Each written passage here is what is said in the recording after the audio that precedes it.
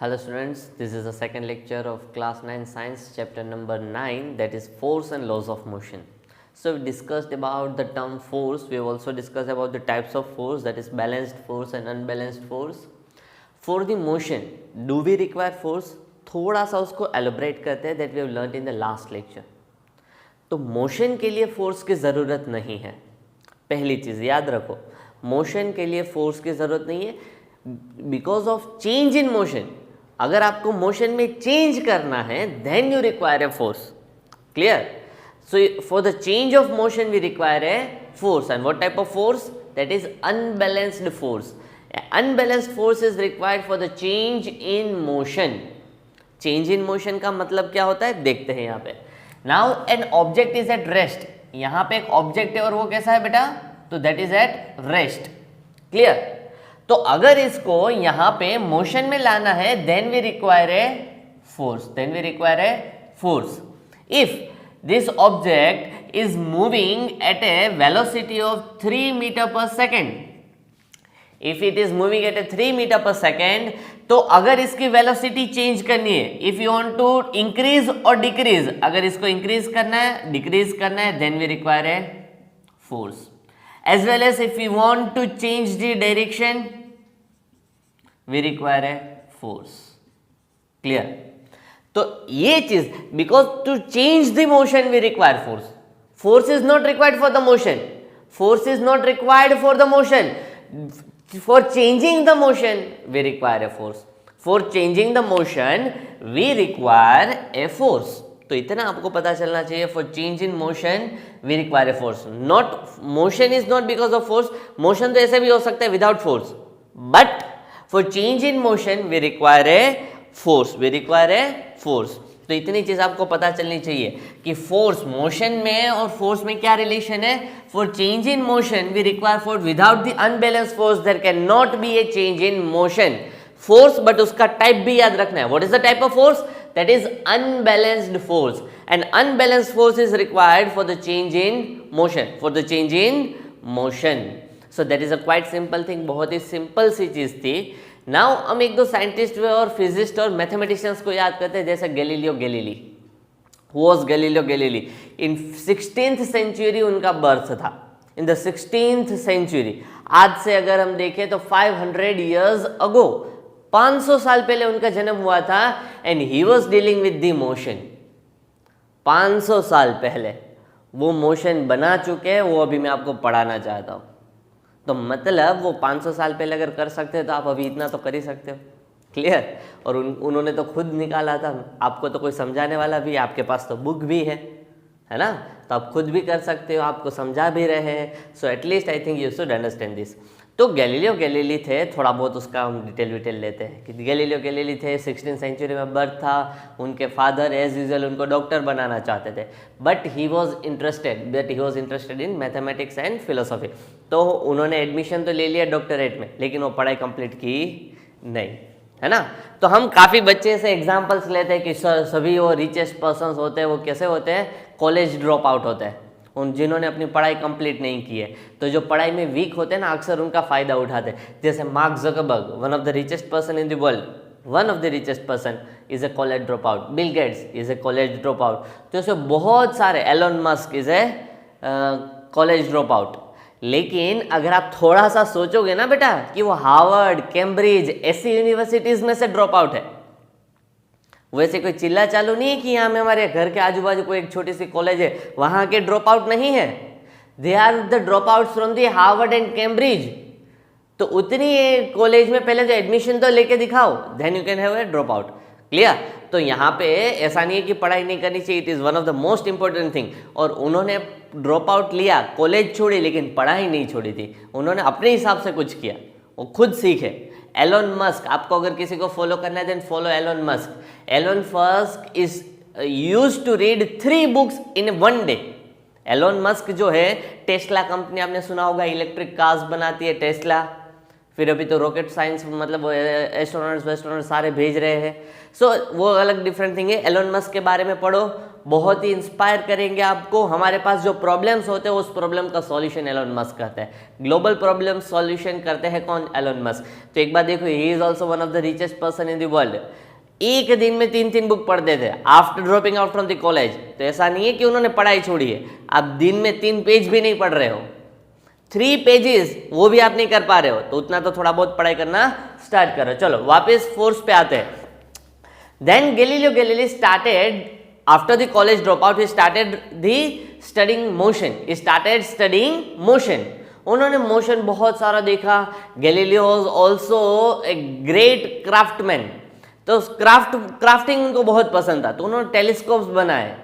Telescopes ऐसे बनाए जो दूर दूर तक मतलब सारे प्लैनेट्स देख सकते हैं, अच्छे से मून्स देखते हैं। उनकी जो बुक्स उन्होंने पब्लिश की थी, तो उन बुक्स में उन्होंने लिखा था कि भाई मैंने मून पे माउंटेन्स देखे, and that were the real things. Now कि हम जहाँ देख के आए, हमारे पास एडवांस टेलीस्कोप आए, तब हमें पता चला।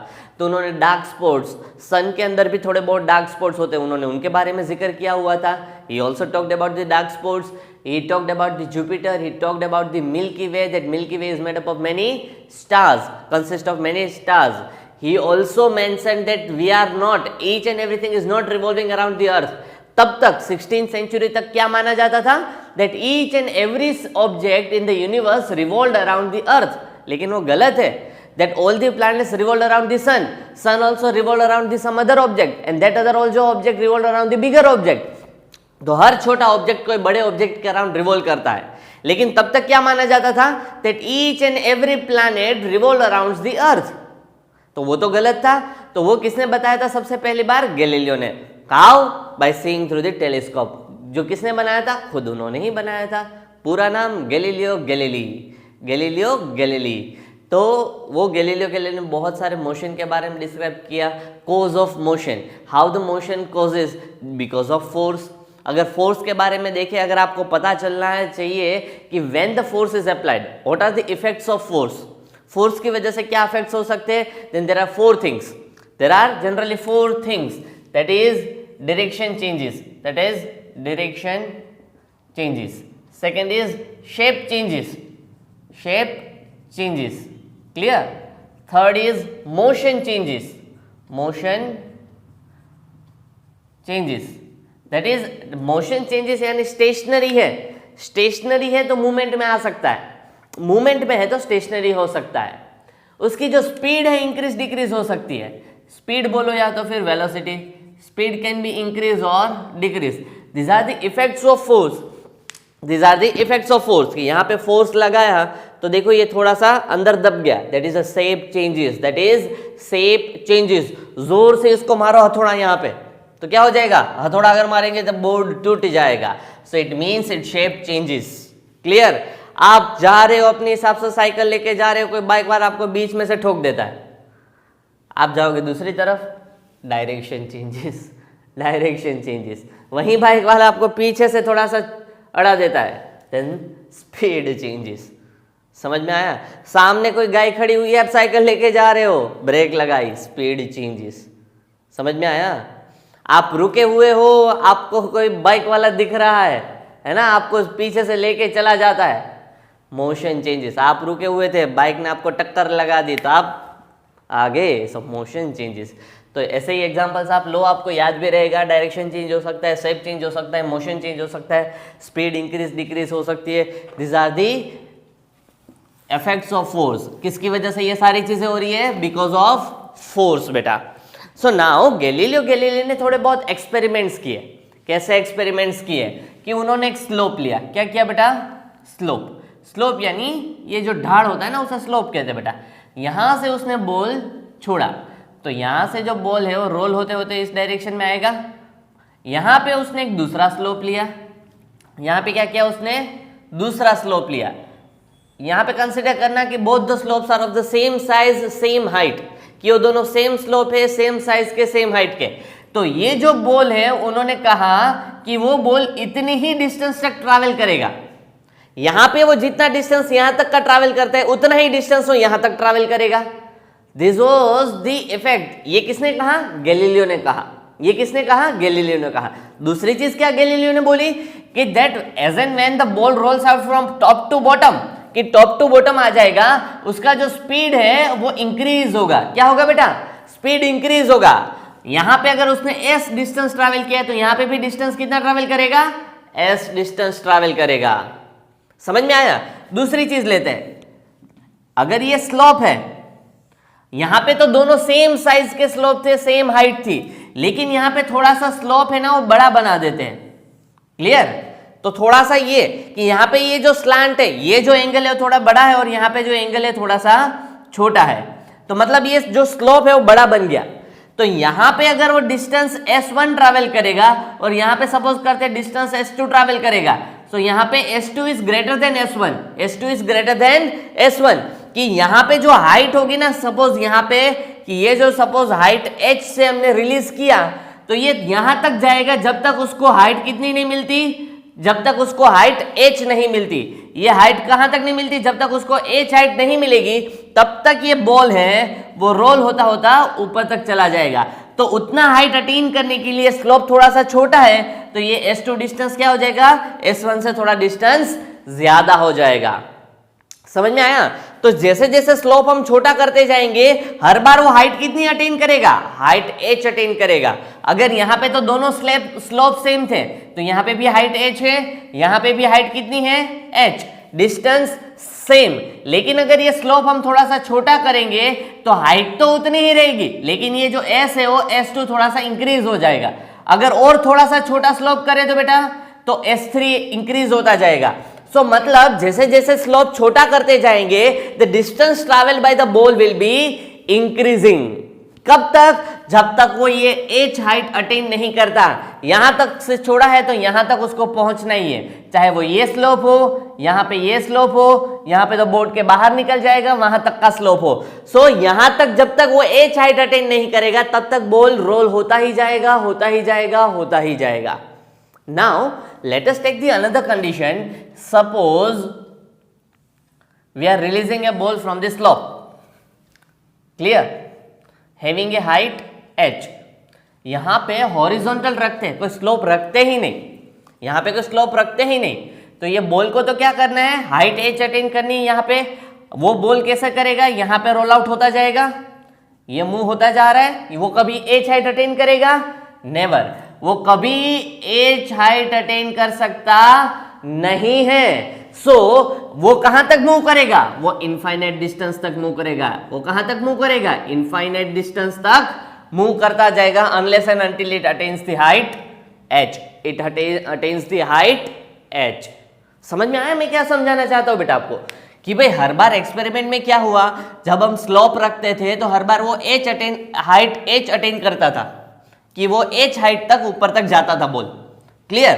तो अगर हम स्लोप छोटा करते तो डिस्टेंस बढ़ता जाता था, तो स्लोप छोटा करते गए और लास्ट में हमने निकाल दिया, तो ऑलमोस्ट हाइट h तो अटेन होने ही नहीं वाली है, तो ये डिस्टेंस कितना जाएगा? Extremely large distance, and that is infinite distance तक जाएगा। किसने कहा? गैलीलियो ने कहा। किसने कहा ये चीज? गैलीलियो ने कही ये चीज। इससे हमें क्या पता चला कि इनफाइनाइट हाइट तक चलेगा। लेकिन सही में ऐसा कभी होता है?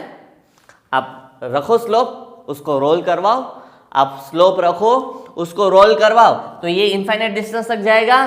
तो नहीं जाएगा। वो इनफाइनाइट डिस्टेंस तक नहीं जाएगा, वो कहीं ना कहीं तो रुक ही जाएगा ना, और उतना बड़ा डिस्टेंस भी नहीं होगा, वो तो बहुत ही कम डिस्टेंस पे रुक जाएगा।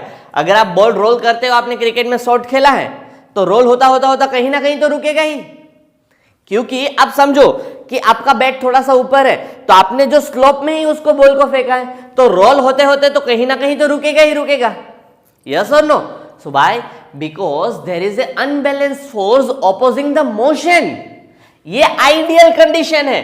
ये कौन सी कंडीशन की बात कर रहे हैं? ये आइडियल कंडीशन है। आइडियल कंडीशंस का मतलब क्या होता है? इसमें कोई भी फोर्स है वो फ्रिक्शन नहीं दे रहा है, there is no force of friction, friction है ही नहीं, तो उसको कोई अपोज नहीं कर रहा है। लेकिन जब हम बॉल को फेंकते हैं, then there are many frictional force acting on the ball, and that is unbalanced force acting on the ball that are opposing the motion. that are opposing the motion. For example कौन से motions की बात हम कर रहे हैं, कौन से फोर्स की बात कर रहे हैं, frictional force due to the surface, surface के साथ कांटेक्ट में आएगा तो contact friction, that is static friction, rolling friction, ये सारे कि moving friction, sliding friction, static friction, rolling friction, ऐसे सारे फ्रिक्शंस लगेंगे। दूसरा air friction, air friction. Third one gravity की वजह से friction. So that are the frictions acting on the object. लेकिन अगर ये चीज हम स्पेस में करें तो होगा।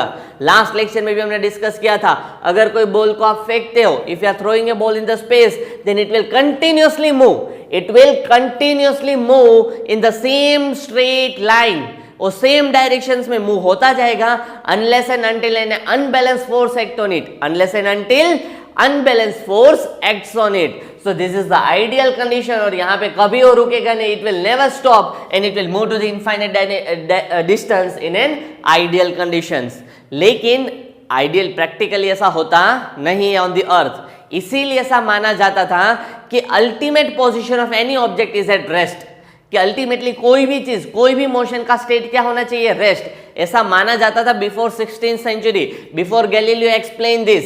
ये जो एक्सप्लेन किया ना गैलीलियो ने, न्यूटन को बड़ा समझ में आया, न्यूटन को लगा कि गैलीलियो की बात में दम है। किसको समझ में आया, न्यूटन को समझ में आया कि हाँ गैलीलियो की बात में दम है, यहाँ पे फ्रिक्शन है इसीलिए बॉल रुक जाता है, अगर फ्रिक्शन नहीं होता तो बॉल इनफाइनाइट डिस्टेंस तक जाता। तो यहां से हमें पता चलता है, आपने जब फोर्स लगाया, आपने बॉल को छोड़ दिया, आपने बॉल को छोड़ दिया, थ्रो कर रहे हो आप स्पेस में, स्पेस की बात कर रहे हैं, if you are throwing a ball in the space, तो एक बार जब आपके हाथ से रिलीज हो गया, now none of the force is acting on the object. आप फोर्स कब लगा सकते हो, force is a push and pull, तो आप कब फोर्स लगा सकते हो, when we are in contact. तो जब कांटेक्ट ही नहीं है तो आप फोर्स नहीं लगा सकते। समझ में आया? सो नाउ एक बार आपके हाथ से जब बॉल रिलीज हो गया, so the ball is in motion, it is moving with a constant speed and in a straight direction, it is moving in a constant speed and a straight direction, but now no amount of force is applied on the ball, कि वो ball के ऊपर कोई force नहीं है, फिर भी ball कैसा है, मोशन में है, फिर भी बॉल कैसा है, मोशन में है। So now ball is maintaining the motion, ball क्या कर रहा है, बॉल मोशन मेंटेन कर रहा है without the help of any force, without the help of any force. समझ में आया? तो इसीलिए मैं बोल रहा हूं कि मोशन के लिए फोर्स की जरूरत नहीं है, चेंज इन मोशन, अभी उस बॉल को आपको रोकना है, उसकी डायरेक्शन चेंज करनी है, उसकी स्पीड इंक्रीज डिक्रीज करनी है, then force is required, then force is required, otherwise there is no need of force for the motion. समझ में आया? ये सारी बात गैलीलियो ने बताई, लेकिन समझ में किसको आया, समझ में आया न्यूटन को, समझ में किसको आया, न्यूटन को। So Newton started forming the laws of motion, Newton ने क्या बनाया, लॉज ऑफ मोशन बनाए, जिसे हम कहते हैं लॉज ऑफ न्यूटन भी बोला जाता है, they are also known as laws of Newton, but the laws of Newton और लॉज ऑफ मोशंस न्यूटन ने बनाए, लेकिन किसकी बात सुन के, गैलीलियो की बात समझ के। तो गैलीलियो ने ये सारे एक्सपेरिमेंट समझाए, ये आपको लिखना है भाई, क्लियर? तो पूरा गैलीलियो के बारे में आपको एक पूरा सा टॉपिक, बड़ा सा topic and first topic after balance and unbalance force दिया हुआ है, तो आप उस ये एक्सपेरिमेंट को भी आपको समझाना है विथ फिगर, क्लियर? ये जो सारे फिगर्स है ना, एक ही साथ एक ही फिगर में दे दिए, अगर आप नहीं एक साथ बनाना चाहते हो थोड़ा सा भद्दा दिखेगा, बिकॉज टेक्स्ट बुक में तो क्या होता है, वो तो कंप्यूटराइज पिक्चर्स होती है, लेकिन जब ड्रॉ करने जाते हैं तो थोड़ी सी बकवास चीज़ें बन जाती है, तो आप 2-3 फिगर्स बनाओ, उसमें कोई दिक्कत नहीं है, क्लियर? सारे अलग अलग स्लोप करके समझा दो आप तो भी चलेगा। समझ में आया बेटा इतना? सो आपको पूरा जो गैलीलियो का एक्सपेरिमेंट है and what were the thoughts of Galileo's and what the Galileo's need to explain from this experiment, वो आपको इन डिटेल लिखना है। मिनिमम 20 पॉइंट्स लिखने हैं from the Galileo's experiment besides figure, figure को तो एक्सप्लेन करते जाओ, 20 पॉइंट्स तो आराम से मिल जाएंगे। And from the Galileo's experiment, Galileo's experiment किसकी बत्ती जली, न्यूटन की, न्यूटन की। पहले मोशन के बारे में क्या माना जाता था, that ultimate conditions in the motion is that rest, कि कोई भी ऑब्जेक्ट मोशन में उसको रेस्ट होना है, कि आप कोई भी बाइक चला दो, आप इंजन ऑफ कर दो, बाइक रुक जाता है, प्लेन उड़ रहा है, इंजन ऑफ कर दो, प्लेन रुक जाएगा, ट्रेन चल रही है, इंजन ऑफ करो, ट्रेन रुक जाएगी, बॉल आपने फेंका, अभी आप फोर्स नहीं लगा रहे हो, ultimately the ball will at rest. So कोई भी मोशन आप करो, कोई भी मोशन का आप सोचो, अल्टीमेट पोजीशन उसका क्या होता है, रेस्ट। सो द लोगों के मन में वो क्या चीजें चल रही थी, that ultimate conditions in the motion is at rest. लेकिन ये थिंकिंग किसने चेंज की, गैलीलियो ने। और इससे किसके दिमाग की बत्ती जली, न्यूटन की। तो दिमाग की बत्ती जलाने के बाद न्यूटन ने बहुत सारा रिसर्च किया, एक्सपेरिमेंट्स किया, और उसने क्या बनाए, laws of Newton, that is about the motion. So it is also known as laws of motion. तो फोर्स हमने पढ़ा, थोड़ा बहुत फोर्स के बारे में पढ़ा। What are the effects of force, what are the balanced and unbalanced force, what is the reason behind the cause of motion due to force, how can the motion can be change due to force. तो ये थोड़ी बहुत हमने linkage की, and we also understood the experiment given by the Galileo. समझ में आया। तो ये गैलीलियो के बारे में हमने जितनी भी चीजें पढ़ी बेटा, वहां से हमें समझ में आ गया। So now the first law of motion that was given by the Newton. Now the first law of motion that is given by the Newton. तो सबसे पहला जब ये हम बात करें तो ऑब्जेक्ट रेस्ट पे है, ऑब्जेक्ट रेस्ट पे है, तब ऑब्जेक्ट रेस्ट पे ही रहेगा, वो हिलेगा नहीं। कि आप टेबल पे एक बुक रख दो, आप टेबल पे एक बुक रख दो, आप 10 साल बाद नहीं 50 साल बाद आओगे, अगर वहां पे कोई मोशन चेंज नहीं होगा, इसका मतलब कि बुक ने अपनी पोजीशन मेंटेन की है। जब तक उसके ऊपर कोई अनबैलेंस फोर्स अप्लाई नहीं करेगा, until then the book will be on the table. Clear. ये बॉल की बात करते हैं, ये बॉल जब हमने फेंका स्पेस में, हाँ भाई स्पेस में, तो हमने जब बॉल रिलीज करते हैं in the space, we are throwing the ball in space, then ball will maintain its motion. कि अगर बॉल 10 मीटर पर सेकंड की वेलोसिटी से मूव हो रहा है, then up to infinite distance it will move by velocity of 10 meter per second, unless and until उसे कोई रोकने वाला नहीं मिल जाता तब तक, या तो उसके ऊपर कोई अनबैलेंस फोर्स नहीं लगता तब तक। तो इससे क्या पता चलता है बेटा, that any object maintain its position और इट्स मोशन। अर्थात कि अगर कोई ऑब्जेक्ट रेस्ट पे है, अगर कहीं रेस्ट पे है, स्टेशनरी कंडीशन पे है, तो वो स्टेशनरी कंडीशन पे ही रहेगा। कब तक, जब तक उसके ऊपर अनबैलेंस फोर्स नहीं लगता। या तो फिर अगर कोई ऑब्जेक्ट मोशन में है तो वो ऑब्जेक्ट अपना मोशन मेंटेन करेगा, अनलेस एंड अनटिल उसके ऊपर अनबैलेंस फोर्स नहीं लगता तब तक। कब तक, जब तक उसके ऊपर कोई अनबैलेंस फोर्स नहीं लगता है बेटा। समझ में आ गया इतना, श्योर। तो और हम क्या समझना चाहते हैं कि आप थोड़े बहुत एग्जांपल्स लो, आप एग्जांपल्स लो। सपोज आपके लिए गुड न्यूज एक आ गई, सपोज, हाँ भाई सपोज, जब तक गवर्नमेंट नहीं कहे तब तक ये गुड न्यूज नहीं है। सपोज गुड न्यूज आ गई कि आपके स्कूल्स रीओपन हो रहे हैं। Now the schools are reopening, the tuitions are reopening, the classes are reopening. आपको अपने फ्रेंड्स से मिलने को मिल रहा है, टीचर्स की तो आपको परवाह नहीं रहती है, तो चलो फ्रेंड्स का इनाम लेते हैं, फ्रेंड्स को मिलने को मिल रहा है तो मज़ा तो आएगा, ऑब्वियसली आएगा। तो पहला दिन है, बस आपको पिकअप करने आई। Suppose we are coming to the school in a school bus आपको पिकअप करने आई।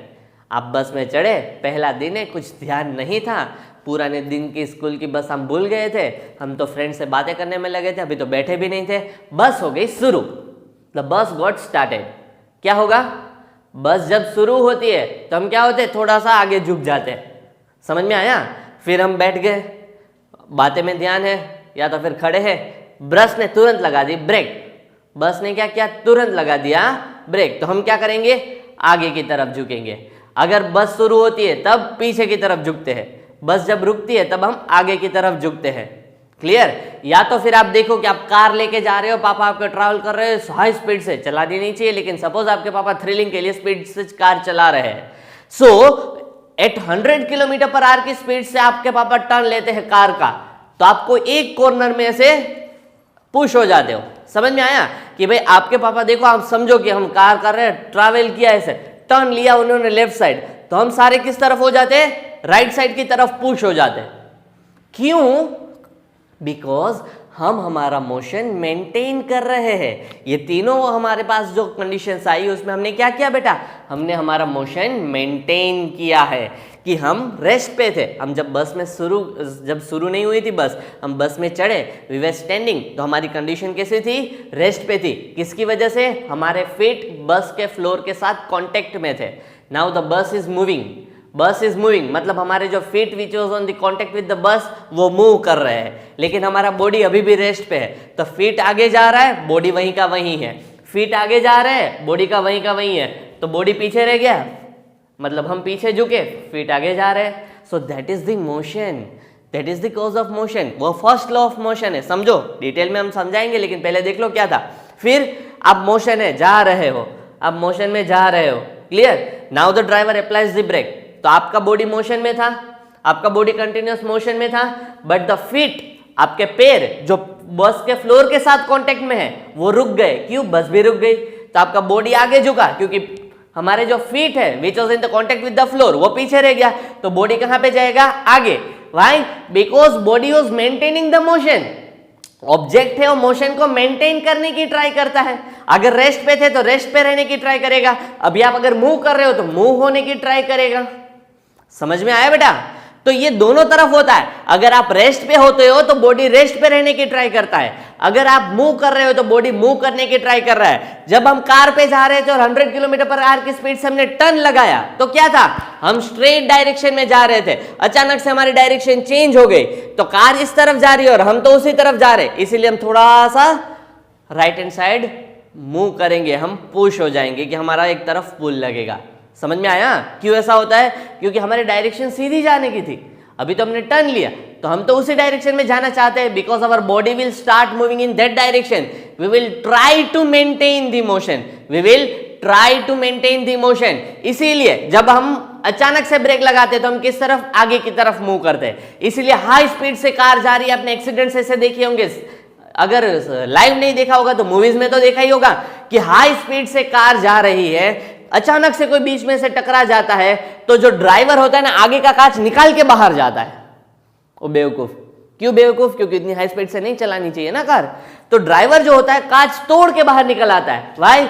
Because car got stopped but the body will remain in motion, we will try to remain in motion. तो body तो अभी motion में रहने की, तो body तो आगे निकलने की ट्राई करेगा। आगे कांच था लेकिन उसका बॉडी का मोशन ही उतना ज्यादा था कि कांच तोड़ के बाहर निकल गया।